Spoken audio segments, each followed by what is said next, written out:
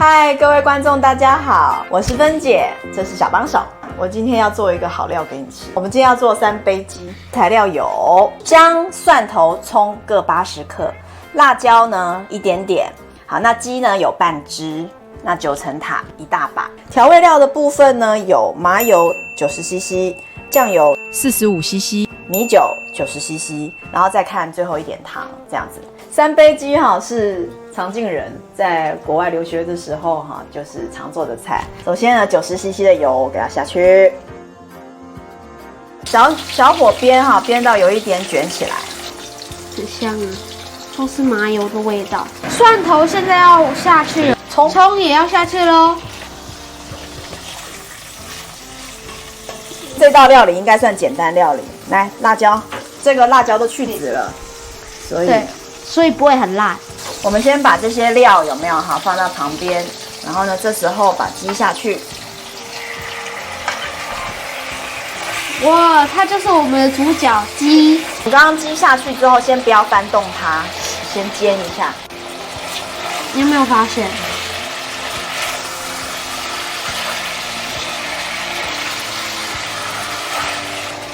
好，现在我先把这个所有的料跟它鸡肉混拌在一起。那我现在加酱油咯。还有酱油这回事我都忘了。这是国小1年级的等级，你们相信吗？5克的糖，酒。我不能喝酒呢，怎么办？酒等一下就挥发掉了。来，高粱酒下去，好香哦！好，我们这一锅完全没有加水。我真的鼻子无法承受这些味道，出来好吃就好。我们休息20分钟，等一下再来开锅哦。